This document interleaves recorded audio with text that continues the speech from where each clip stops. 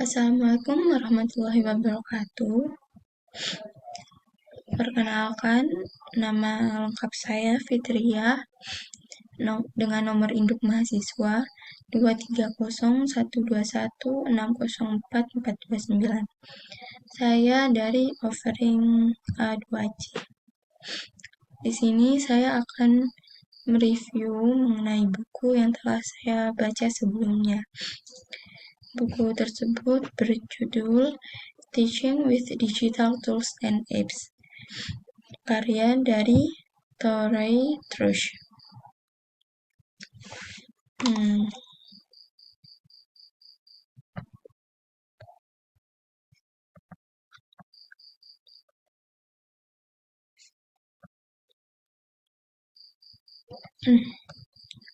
Alasan saya memilih buku ini untuk menjadi buku bacaan.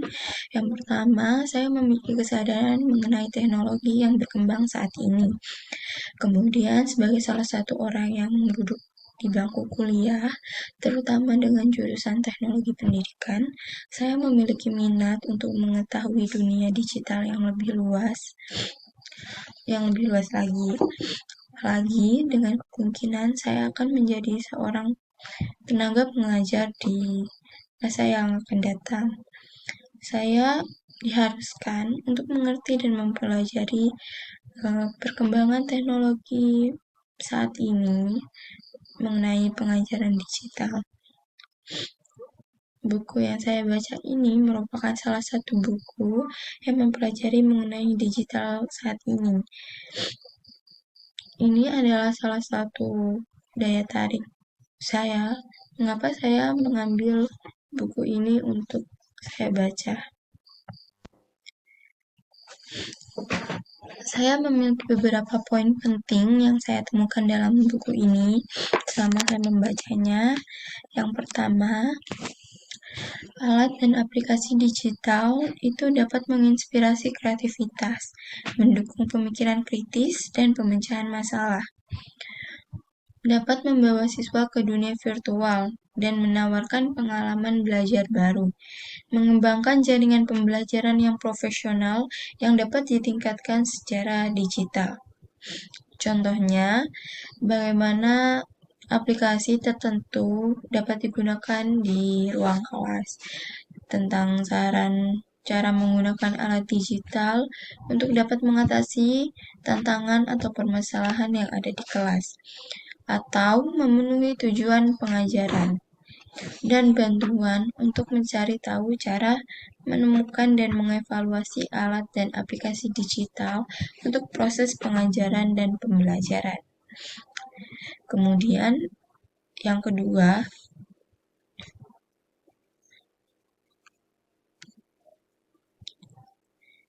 saat merancang aktivitas pembelajaran, pengajaran, dan lingkungan untuk siswa, terlebih dahulu mempertimbangkan bagaimana alat dan aplikasi digital tersebut dapat membantu proses siswa ini untuk berkembang secara keterampilan berpikir tingkat tinggi, kompetensi teknologi, dan berbagai jenis pengetahuan, yaitu faktual, konseptual, prosedural, metakognitif, untuk mengembangkan kapasitas mereka agar sukses dalam landscape teknologi global yang terus berubah hingga saat ini.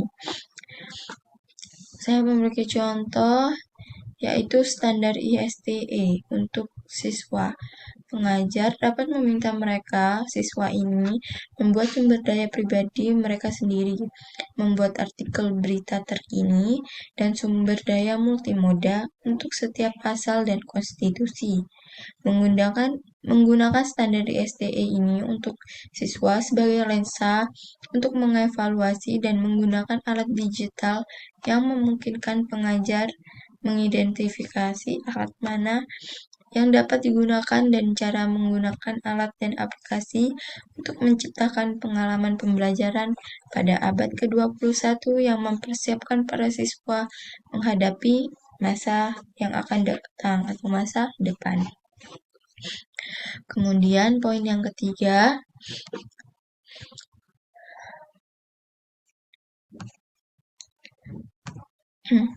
Penggunaan alat gratis.